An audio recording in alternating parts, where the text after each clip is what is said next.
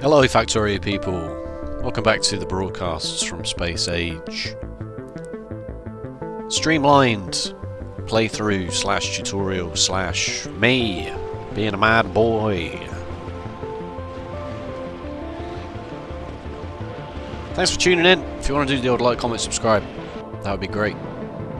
Last time we just sort of started, really, a little bit, and this time we're going to start a little bit more. I'm pumping this one out. I realised that I did episode 1 and then I kind of maybe waited a bit too long to make a second episode, so I'm going to try and see if I've got enough for a second episode already.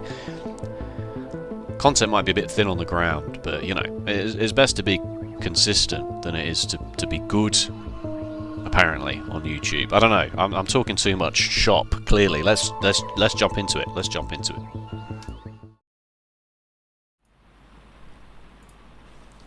We were very early on. Very early. Set up some iron. Set up the coal snake here.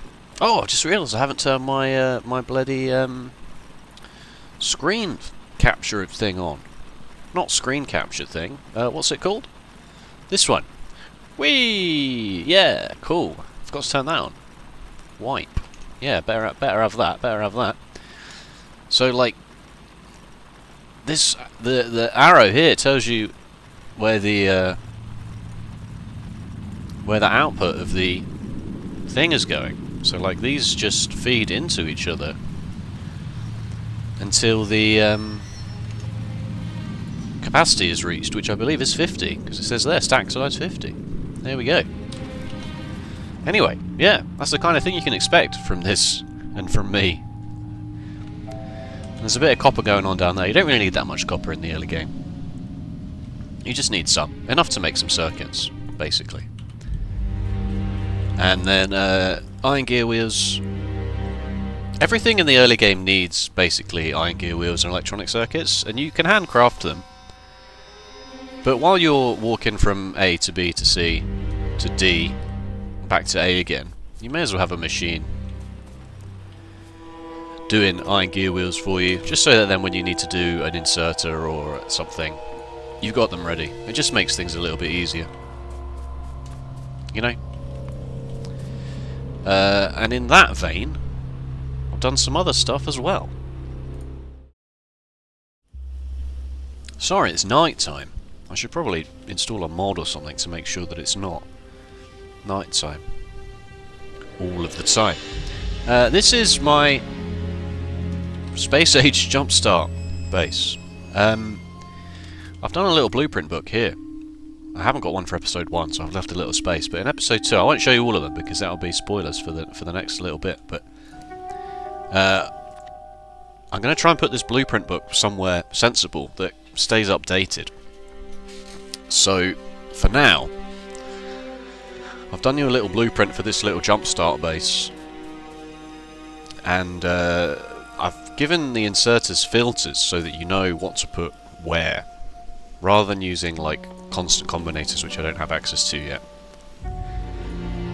Which I could do with a ghost, I suppose. But that seemed wrong.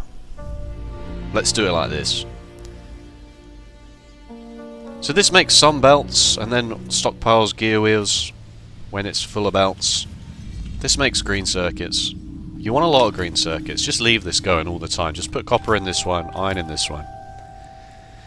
And then put some copper in here, and some iron in here, and just let this plow along with making red science packs, automation science packs, to use their correct nomenclature. Sorry, I keep getting distracted. My cat is playing with one of her toys, and I keep looking at it because it's fascinating. 2 labs is not quite enough.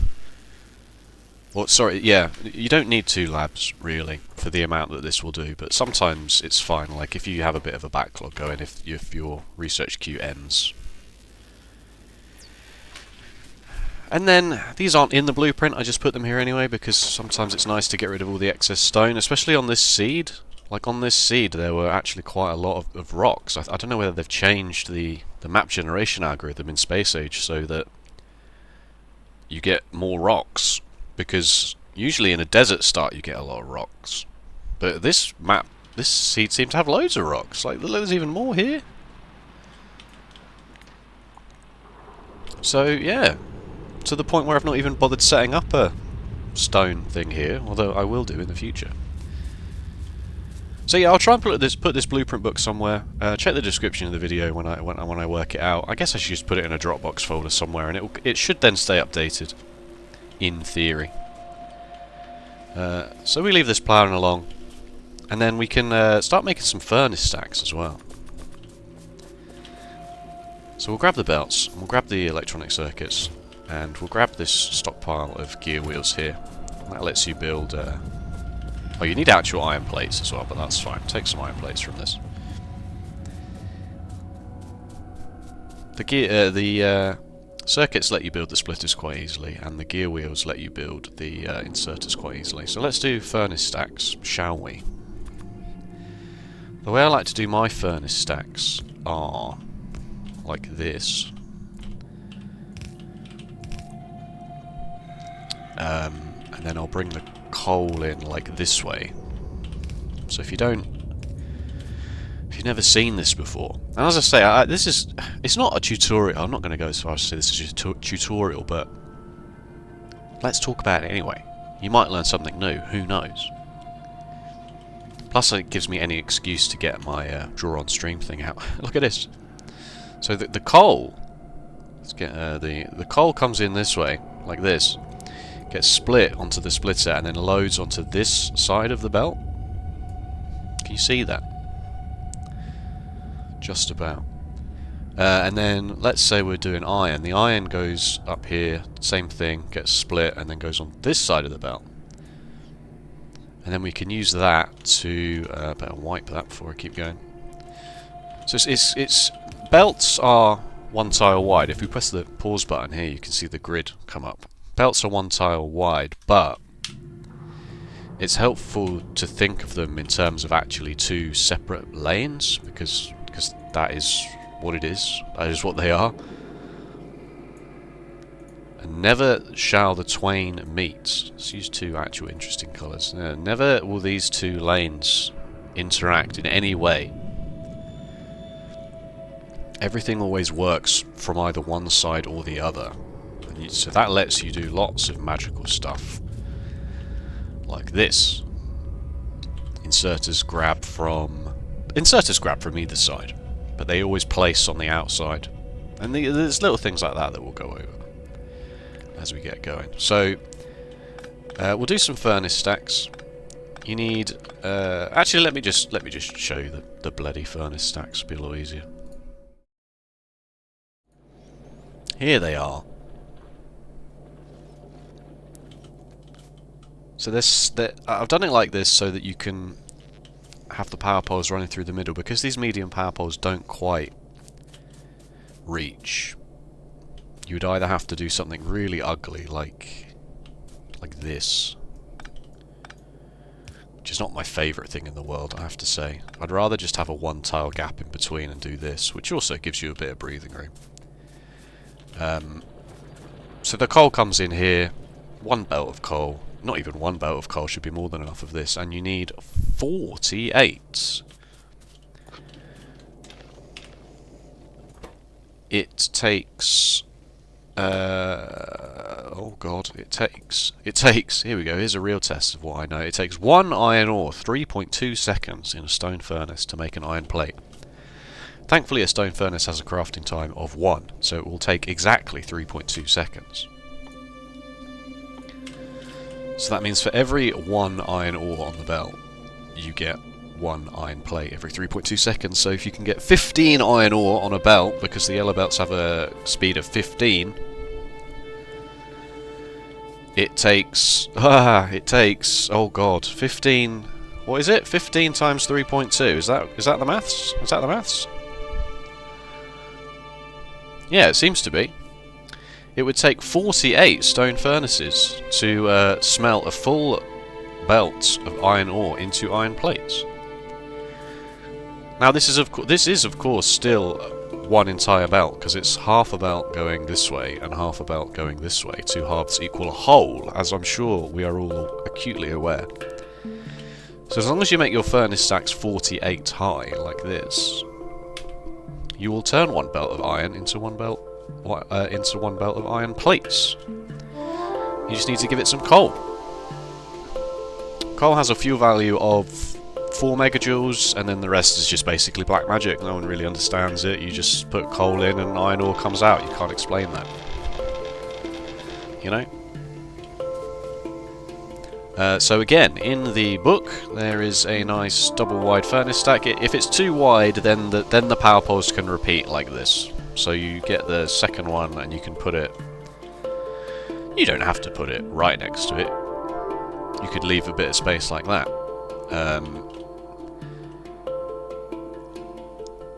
2 belts is more, 2 yellow belts is more than enough, in my opinion, at the start. In old vanilla playthroughs, in 1.1 playthroughs, you left space for 4, sometimes maybe even 8 if you were going really big. It's not very necessary anymore to do any more than 2 belts worth.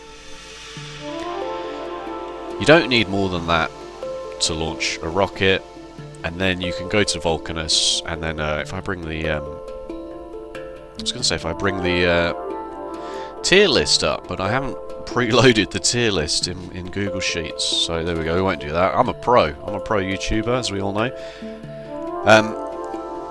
We'll go to Vulcanus first, and we'll get the Foundry, and the Foundry will just give us so much more iron and copper that it's not worth, you know. I launched, when I did my casual playthrough, I launched a rocket quite easily on 2 belts, and then this system also lets you expand into wherever they are. Steel furnaces. Steel furnaces have a crafting speed of 2, but you don't need to worry about doubling this up, because then red belts are twice as fast. They have a belt speed of 30, so that ratio lines up quite nicely. And then you do need to leave a bit of space for steel, so you put another one for steel, and then you need some stone and some stone bricks. And that's easily done. And you just need to plug all of it in. There's another... I did have a blueprint for it, yeah, basic tileable mining. In the early game, when you've got only got these power poles, this is my preferred way to do the mining. So every 2 miners put a power pole on the top row, and on the bottom row these power poles reach enough. But then that means that it doesn't tessellate until it's at least 7 miners wide on the bottom. So this does work. It's just a bit awkward. Why didn't that go? There's a tree in the way. You can hold shift when you place a blueprint to do force build. And you can also now do something called super force build, which does its absolute best to help you out. That's a good example. An assembly machine. So holding the assembly machine over the belt does nothing. Holding shift does nothing, because there's a transport button in the way. Holding shift and control at the same time does super force build, where it does its absolute best to help you out. You know, it will put it down. It will get rid of everything in the way. Smart enough to do underground belts as well, which is very, very, very, very, very handy. The other thing you can do with blueprints like this, you may ask, what's the point in using blueprints this early when you haven't got bots? Blueprints are very helpful in the early game, mostly because, as I'm sure everyone knows, you can click and drag your power poles, and it does your power poles at maximum distance. A subtlety of this is that it will do your power poles at also the correct distance to make sure everything has power. Assembly machine's probably a bad example for this. Let's do an inserter. So if we put these inserters here, I'm assuming this works with ghosts. If the regular power pole things go like this, then due to how the power poles work, their area of effect, like there's gaps in between here that wouldn't get power if you did it like that. Let's see if this works with ghosts. Whereas if you do this, You see that last one? It had nothing to power, so it gave you the max distance, whereas these, it placed them frequently enough to make sure everything gets power. So like, if these two inserters weren't there, for example, and you went like this, that would be a bit further. But then that one is right next to each other. You see? You see what it's doing? And then even more on top of that, if you click and drag power poles over a blueprint of power poles, it just puts them down for you. I've run out of power poles, but you can see the strength of that, the power of that. So the benefit of that is that using the blueprints is it lets you put the power poles down very easily. You don't have to worry about making sure that you're putting them in exactly the right place and, you know, misclicking and insert a ghosts in the way, for example, you know. And then, if I had more inserters, this would be a good example, but you can just click and drag the inserters over the recommended positions. That doesn't work with everything. It's a bit bizarre that it works with power poles and not really anything else, but I guess it's sort of like a balance thing, because otherwise, you know, the power pole has to be there as well. It's a bit arbitrary, I admit. I will admit that to you. It is a bit arbitrary, but, you know, it lets you do things quickly and easily, but not too quickly or easily to make bots seem a pointless milestone. Alright, let's get all the furnace stacks in, shall we? Well, let's plan the space for them at least. We don't have to put them all in. We can put them all in later. Just make sure you plan the space. Blueprints are also very good for making sure you plan space. And of course, if you're new to the game, it's hard to know how much space you need. And especially when biters are involved, like, the more you expand, the more biters you have to kill, and the further away from spawn you go, the bigger the biters get. So it's kind of like squiffy, really, to plan. But, you know, we're playing in peaceful. My casual playthrough, I had full default settings, so I'm not interested in dealing with the biters this time. I want to build big and I want to build quick, and I want to not waste my life going around killing biter nests. For power, we just take some of the coal and feed it into the boilers. They changed how water turns into steam. You still have to heat it to turn it into steam. I don't mean that. Like, there wasn't like a huge... God didn't like just decide to change how we turn water into steam. That's not what he or she is all about. What I mean is that water used to turn into steam into 1-to-1 ratio in Factorio. Now it doesn't. Now 1 water turns into 10 steam. So it used to be that this offshore pump would pump 1200 water, and then each one of these would consume, oh god, 50. No, that's not right. 1200 divided by 20. I should know this. This is extremely embarrassing. 60 water. It does still now make 60 steam, but that means it only needs 6 water.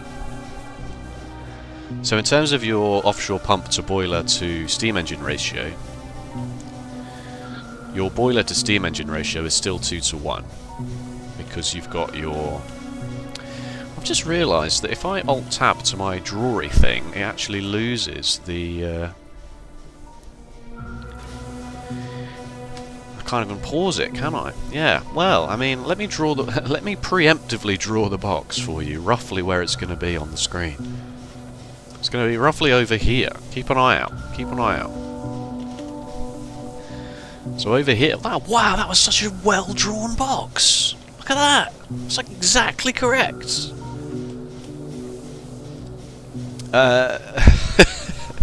Consumption, water, output, steam. Consumes up to 3.1 of 6 water per second. Now that doesn't mean that it's not working 100%, because it doesn't need to work 100%. If we click our power network thing, It doesn't need to work 100%. It will work as much as it needs to, up until it can't work any harder, at least. So this can output 60 steam, and then these can consume up to 30 steam. Well, that's why the ratio is 1 to 2. You know? And I know you might know this, and I going over old ground, but it's good to refresh everyone's memory. And if you don't know how we get these numbers, then now you know how we get these numbers. It's not just some magical thing that you have to remember. You can divine this information for yourself. So now this can produce 1200 water per second. You can, in fact, get, what, how many is that? 100 would be 600 water, 200 boilers in a row. Let me get rid of this box. 200 boilers in a row before you would even start to run out of water. I think you'd exceed the pipe length limit before that would be a problem. So as long as you've got enough space for some power, you're good. You're good. So just, you know. And then I use burner inserters because I don't like the idea of my power going out for whatever reason. And then the inserters, the electric inserters, not having enough power to restart the system. And then it also means I don't have to worry about putting another set of power poles here, which is probably just pure laziness, to be honest with you. All right. Let me slowly walk back over to the furnace stacks. I put the copper in, as you can see. Again, I've just planned for it. I've not put 100% of it in. Same with the iron. So these two will be iron, these two will be copper, one for steel. Steel turns into iron at the same rate. 3.2 seconds to make one iron plate, but 16 seconds and uses 5 iron plates. 16 divided by 5 is 3.2. I can assure you. I double checked that with the lab. They can corroborate that information. So one entire belt of iron will turn into steel. Not one entire belt of steel, of course. Only 20% of a belt of steel, because it takes 5 iron to make 1 steel. But you don't need a huge amount of steel in the early game. In the early game. Eventually you do. Eventually. And then to do that I do this absolutely godforsaken contraption here. And this uses more of the belts lane magic. So the iron comes in here, is split.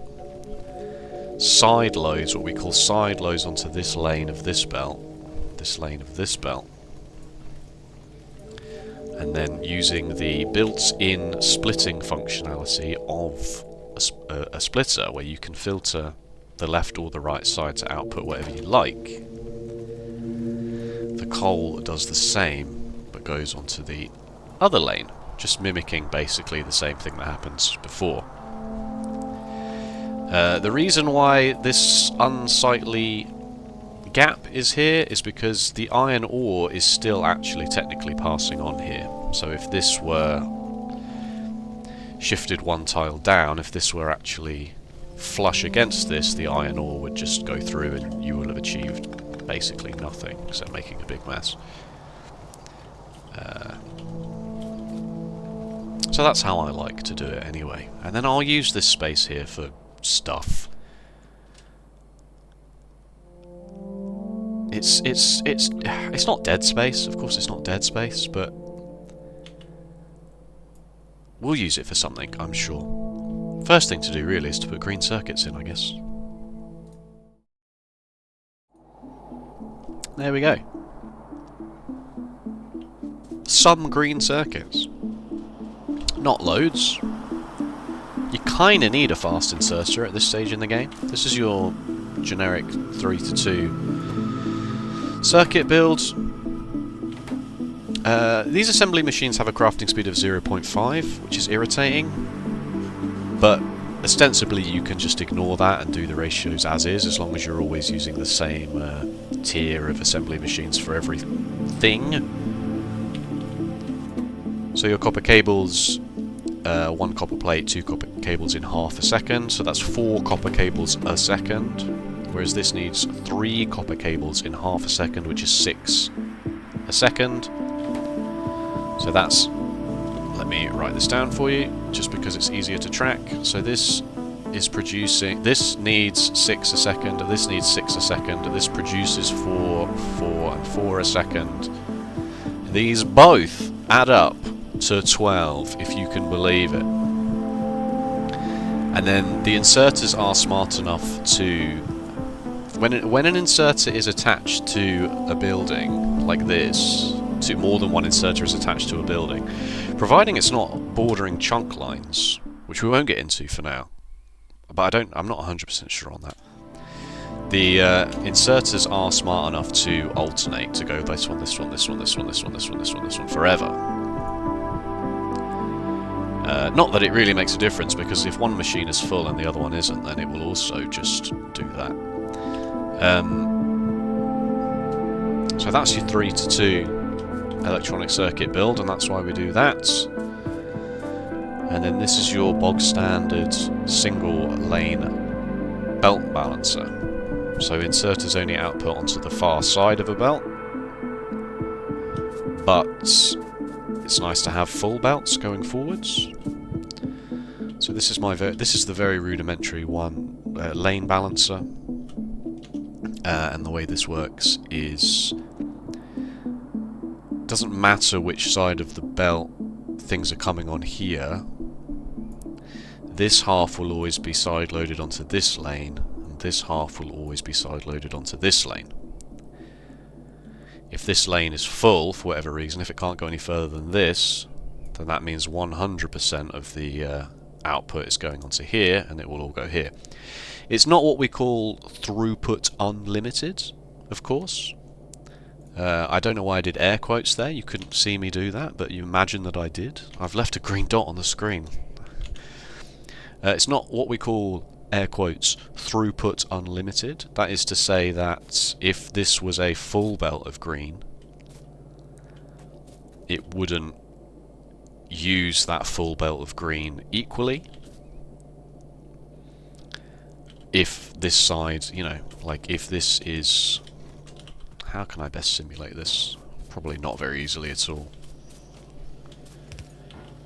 Probably not very easily at all.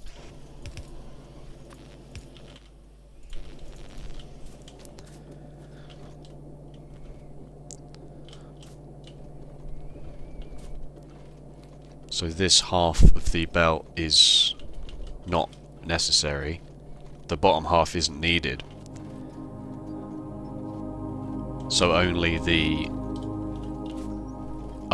inside on this bit is going to get used, because that is all that's available to do this. A throughput unlimited version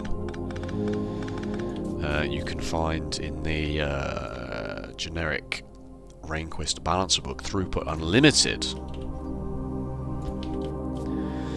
Let me just upgrade this planner back down to yellow so we can all see. And this one is considerably more complicated. It does have its place. You have to use a single half of a underground, because undergrounds also have this weird functionality. Let me zoom in here. You can just about see this, that this lane is actually blocked by the architecture of the underground itself, whereas this lane is free to move on. And what that means is that it works essentially the same way, except only the top lane of this belt is allowed to move on and gets re-side loaded back onto the top lane of this. And the opposite happens on the other side. Only the bottom lane is able to move on here, and that's why you have this sort of weird underground that does nothing. It's because this is technically going underground here. It has to re-emerge from an underground to get back out. Whereas because this is already moving this way, and it's, you know, it's already the output of an underground, you only need the one. It's odd. I understand that it is odd.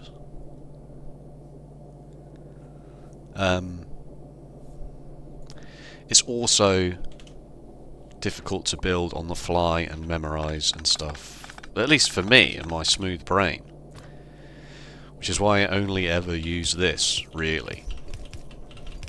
Also, I don't like having an odd number of undergrounds in my inventory at any one time, which is the other thing that thing does. Needs 3 undergrounds, so sometimes you just have a loose underground belt, and it's like, what? How did this happen? Very minor inconvenience, I realise. So that's the basics of the bus. Like, really, everything else we'll need some coal to make some plastic, and we'll need some stone and some stone bricks for some stuff. But again, we can bring that up. We can make a very, very, very good start with this. And obviously I've left the space for the extra belt of iron, the extra belt of copper. Make sure you leave the space, because adding it afterwards is a huge pain. So this puts us in a really, really good position moving forward to do red science, green science, basic mold stuff, you know, get belts going, get basic things that we'll need in quantities.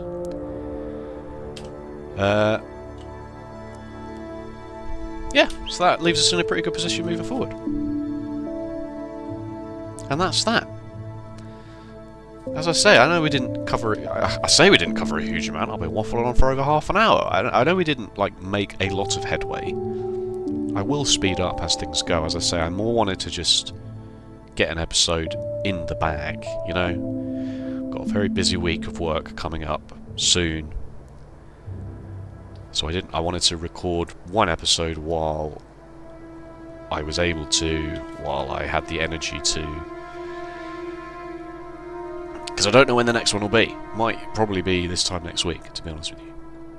So yes, anyway, thank you so much for watching. If you enjoyed, please let me know with a like or a comment. And please let me know if you want more tutorial stuff like this, or if this was a bit too basic for you, and you'd rather me just plow on and get somewhere. I don't mind. I don't really mind. It's up to you. Let me know. Let me know. Alright, other than that, thank you so much. Take it easy. And I'll see you next time. Bye-bye.